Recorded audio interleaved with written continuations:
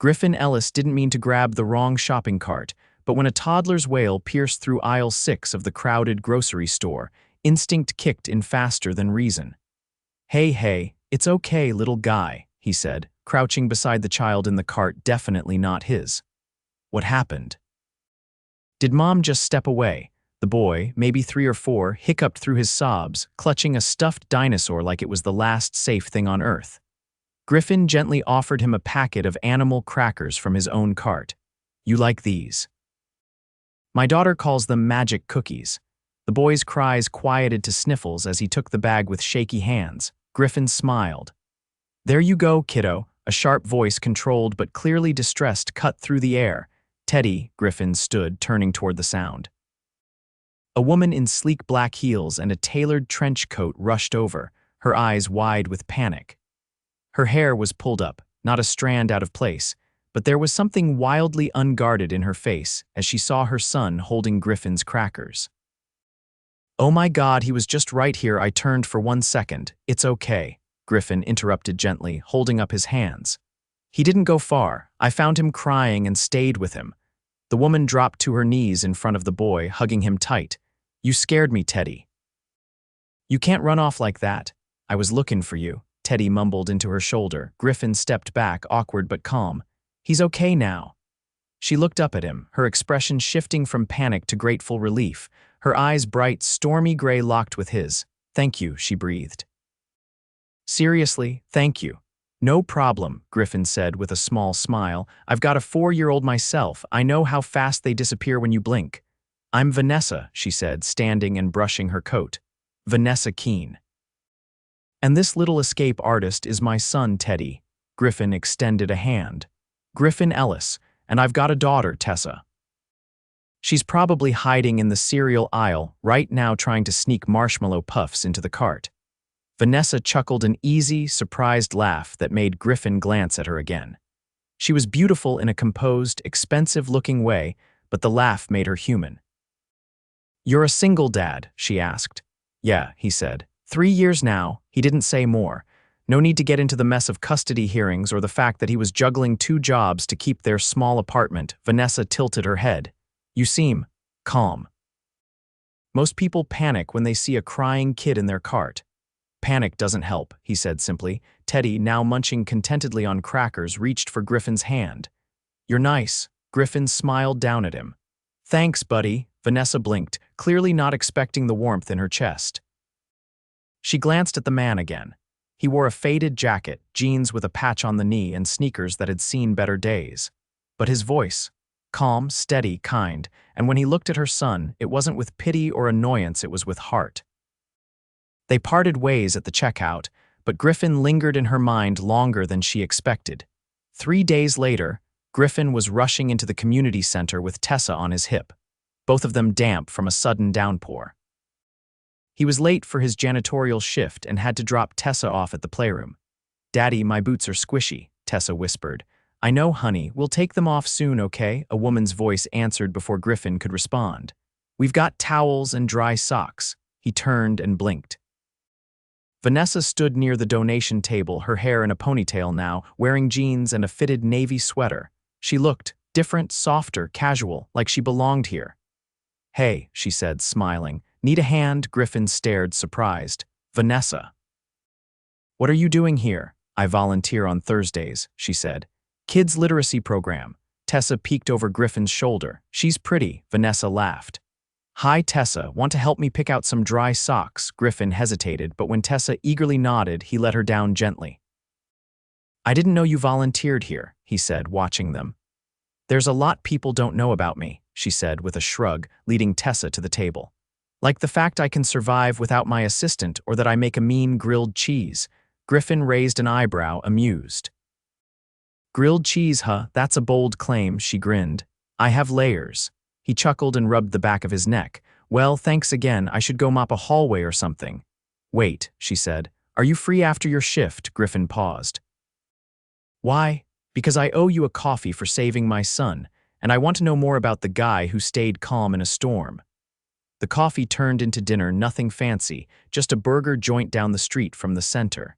Tessa and Teddy sat across from them, swapping fries and giggling.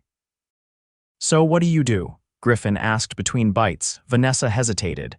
Consulting. Griffin nodded, accepting it. You like it. It has its perks. She didn't elaborate and he didn't push. Instead, they talked about their kids, their favorite cartoons, and how hard it was to find sneakers that fit toddlers properly. Griffin talked about losing his wife to illness, how hard it had been. Vanessa listened, eyes soft, heart aching. She told him she'd been divorced for 2 years. No drama, just two people who grew apart and nothing left to hold onto except Teddy. When the kids fell asleep in the booth, Vanessa glanced at Griffin's hand resting near hers. You're different, she said softly. Different good or different run for the hills? Good, she whispered. Very good. He looked at her then, really looked, and despite the tired circles under her eyes and the simple way she dressed that day, there was something luminous about her, like she lit up the space around her. You're not too bad yourself, he said. She smiled, leaning in. Neither of them noticed the waiter who gaped a little when he recognized Vanessa Keene, Billionaire CEO of Keene Innovations, out in public with a janitor and 2 kids in a booth. But she didn't care. For the first time in years, Vanessa didn't feel like she was pretending. She looked at Griffin. And she felt something real. Griffin hadn't expected her to show up again.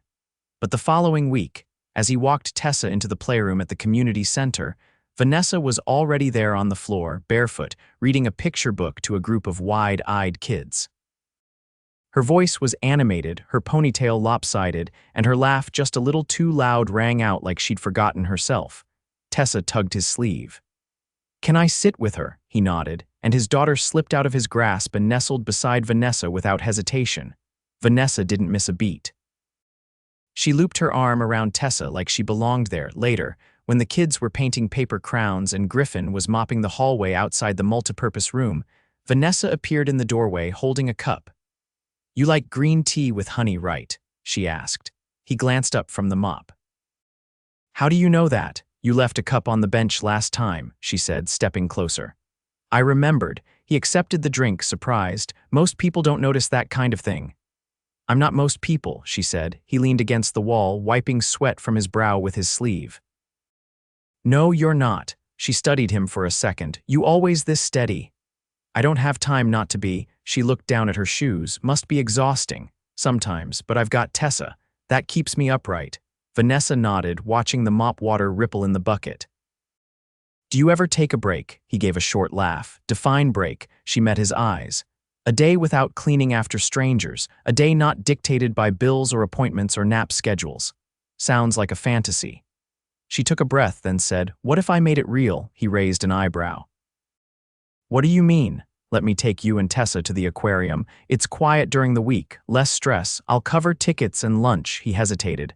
That's not necessary. I didn't say it was. I want to. Teddy's obsessed with jellyfish. I thought maybe we could make it a thing. He leaned back, arms folded. You're offering to take my daughter and me on a field trip.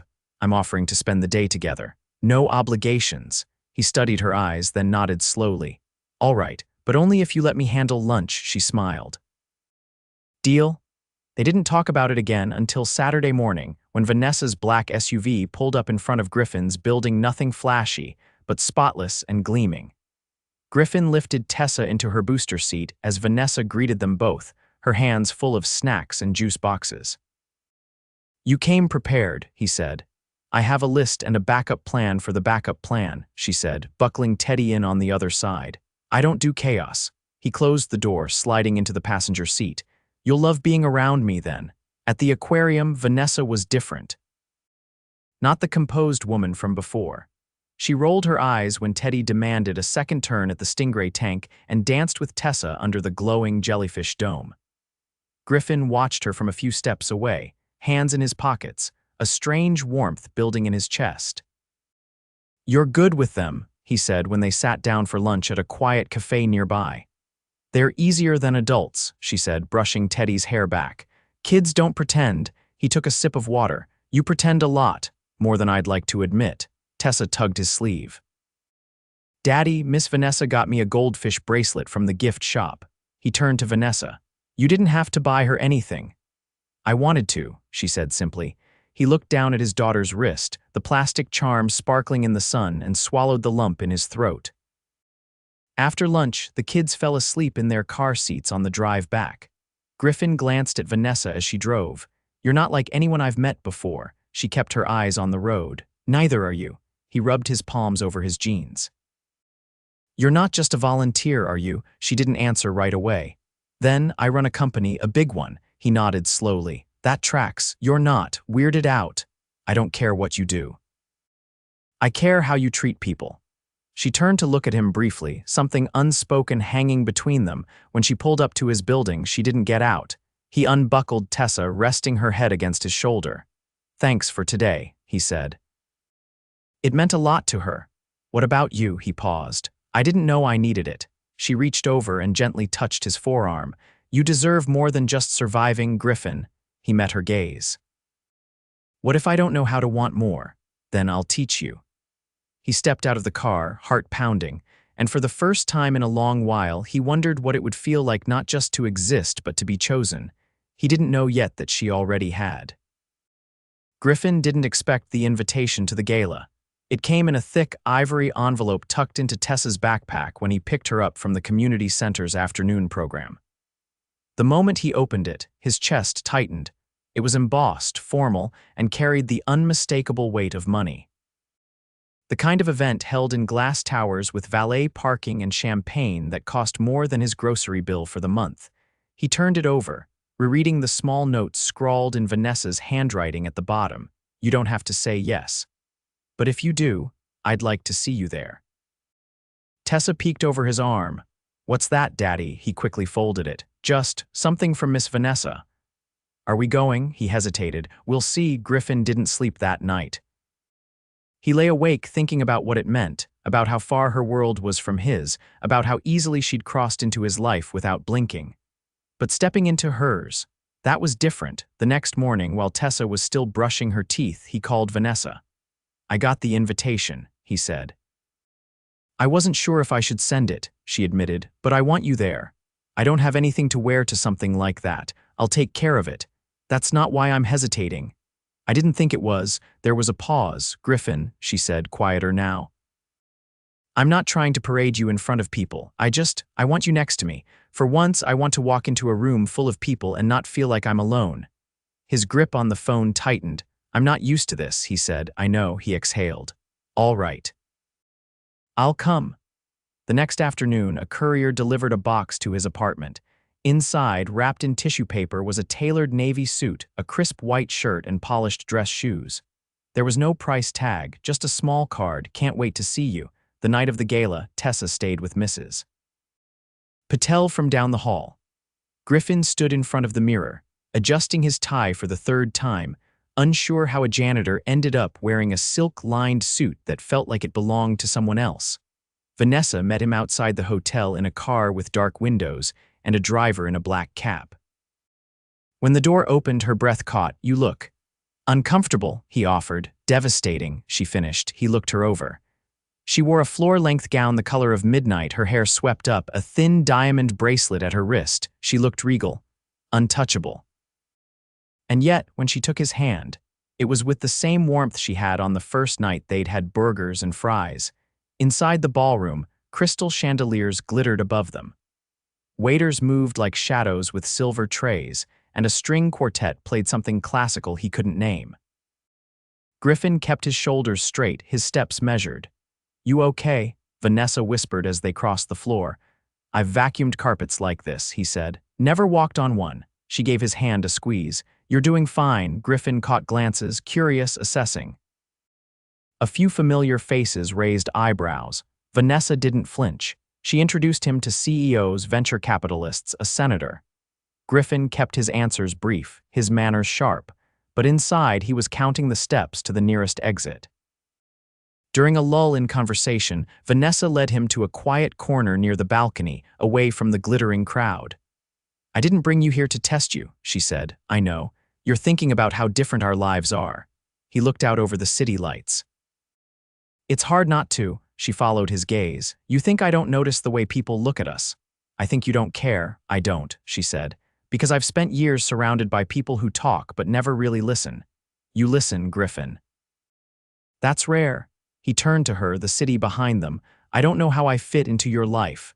You don't have to fit in, she said. You just have to be in it. He blinked, caught off guard by the simplicity of her words.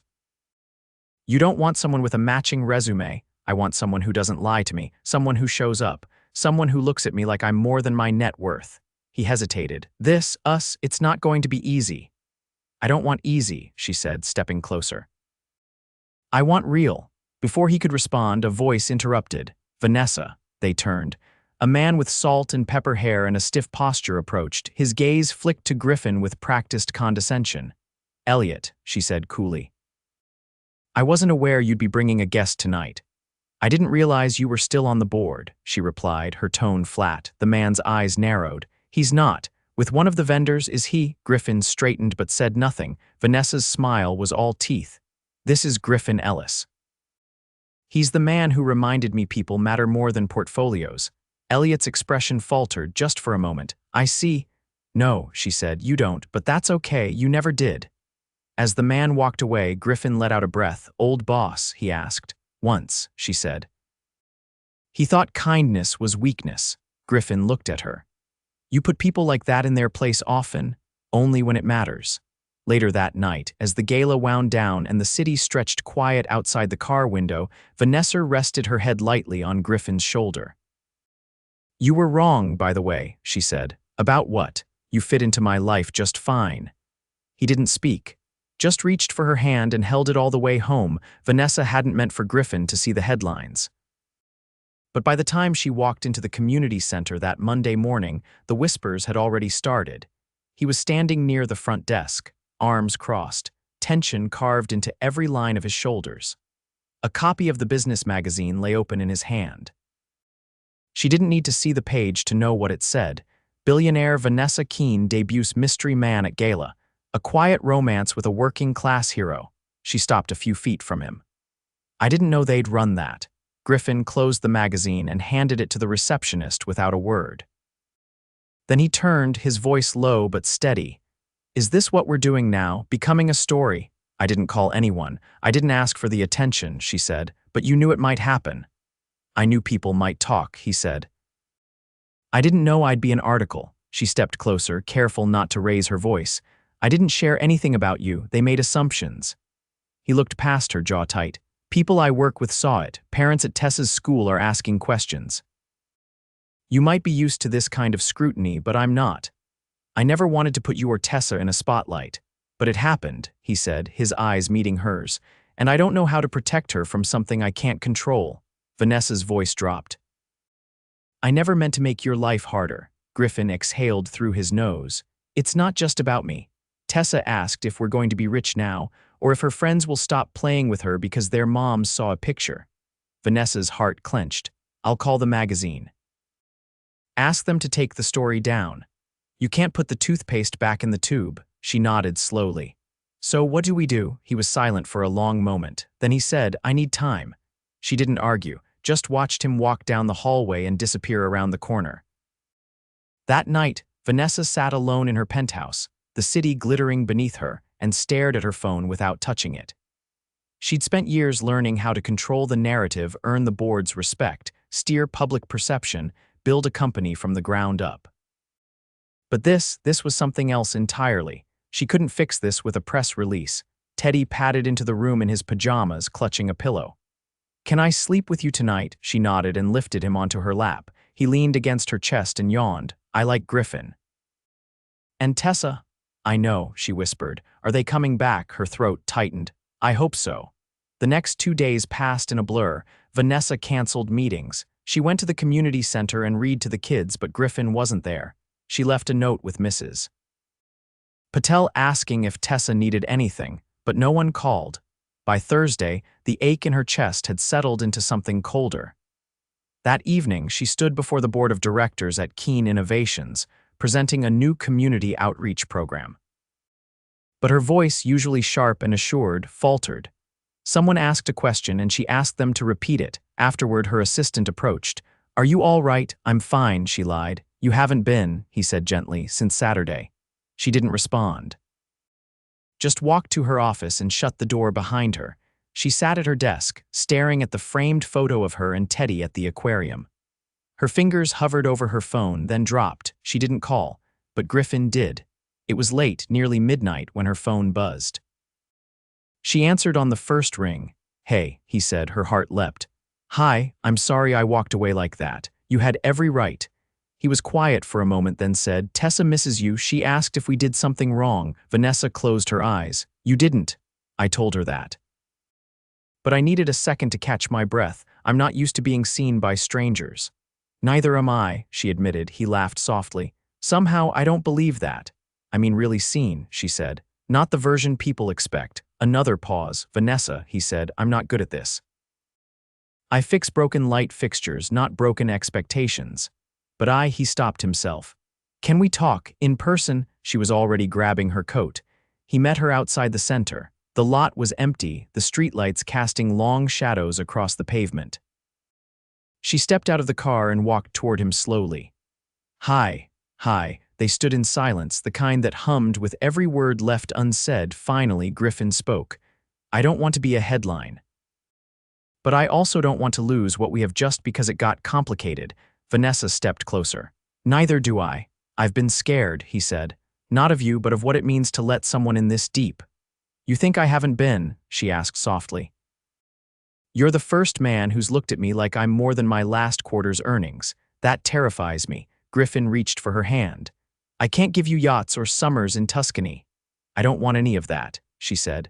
"I want someone who sees my son as more than a photo op. Someone who holds my hand when everything feels like it's spinning." "I can do that," he said. "If you'll have me." She stepped into him, wrapped her arms around his waist, and pressed her head to his chest. "I already do." He kissed her then, not like the moment demanded it, but like the moment had waited for it. Slow, sure, honest. And when they pulled apart, the world felt a little less impossible. Weeks passed, and things didn't magically get easier, but they got real. Griffin moved into a better apartment, one Vanessa helped him find but didn't pay for. He asked for that. Pride mattered, and she respected it. Tessa and Teddy became inseparable. There were movie nights and pancake mornings, long walks through the park, and shared bedtime stories. Eventually, Vanessa stood before a small crowd of friends and family in a sunlit garden, wearing a pale silver dress that fluttered at her ankles, holding Griffin's hands as he whispered vows that had nothing to do with money and everything to do with love. "I never thought I'd have this again," he said. "But then you walked into my life like a hurricane in heels." Laughter rippled through the guests. She smiled, tears in her eyes. "And you were the calm I didn't know I needed." They kissed beneath hanging lights and lavender, with their children clapping in the front row. And as they walked down the aisle, hand in hand, the world didn't feel divided anymore. It just felt right. Because for all the differences, for all the headlines and doubts and unexpected turns, Vanessa hadn't fallen for a janitor. She'd fallen for a man with a gentle heart. And he had chosen her, again and again, with the quiet strength that had saved her from loneliness without ever asking for anything in return. The rain hadn't been forecasted, but Griffin didn't mind. Not when Vanessa was standing beneath a striped umbrella beside him, her hand tucked inside his jacket pocket, her fingers laced with his like it was their permanent home. They were at Tessa and Teddy's joint school fair, watching from a distance as the kids darted between booths, their laughter rising above the patter of rain on tents. Griffin glanced sideways at Vanessa, her heels traded for sneakers, her hair loose down her back. "I wouldn't have pictured you in a place like this," he said, voice low. She tilted her head. "Because of the mud, because of the cotton candy," he teased, nodding at the blue swirl in her other hand. She held it up triumphantly.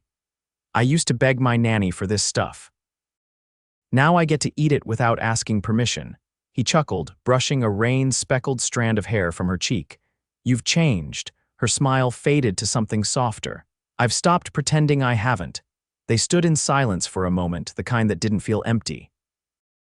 Then Vanessa turned to face him fully. "Griffin, there's something I've been working on, and I want to show it to you." He raised an eyebrow. "Now? No, tonight. Come by the office, bring Tessa. Teddy'll be there too." She didn't say more, and Griffin didn't press. He'd learned that when Vanessa wanted to show him something, it was never just a small thing. That evening, after dinner and homework, Griffin drove them to Keene Innovations. The building stood tall, all glass and steel, but inside the atmosphere was different, warmer. The security guard smiled like he'd been told to expect them. Vanessa met them in the lobby, Teddy holding her hand. She was dressed down in jeans and a knit sweater, clipboard under one arm. "Everything's ready," she said, leading them to the elevator. Tessa clutched Griffin's hand. "Are we going to your real job?" she asked Vanessa. The elevator dinged, and the doors opened to a floor that didn't look like the rest of the building. Gone were the marble floors and sleek conference rooms. Instead, it was a wide open space filled with color-low bookshelves, activity tables, chalkboard walls, soft rugs, and a small stage in the corner. Griffin froze. "What is this?" Vanessa smiled. "It's part of our new initiative, a community learning and care center. For working parents who need safe, enriching after-school spaces for their kids. It's funded, staffed, and launching in 3 weeks." He turned to her slowly. "You built this, with you in mind, and people like you, parents who hold everything together but never get support. You inspired it." Tessa ran to the reading nook and plopped onto a beanbag, opening one of the books. Griffin swallowed hard. "People are going to feel seen here." "That's the point," she said, "and I want you to help run it." His brows drew together. "I'm not qualified for yes, you are," she cut in. "You're already doing it every day. I'll bring in the admin team, you bring the heart." He looked at her, emotion thick in his voice. "You're serious." "I don't do things halfway, Griffin." He laughed softly, running a hand down his face. "You're going to change lives with this." She stepped closer. "I already changed mine." He reached out and pulled her into his arms, holding her tightly in the center of the room she'd built for people like him. "Like them? I love you," he said, the words falling without hesitation now. "Not because of this, not because of anything you've done, but because you see people, you saw me." Vanessa looked up at him, her eyes glimmering. "And I love you because you remind me who I really am, not the press release version, just me." They kissed, not with urgency, but with certainty. Around them, their children played, unaware of the history that had just shifted in their parents' hearts.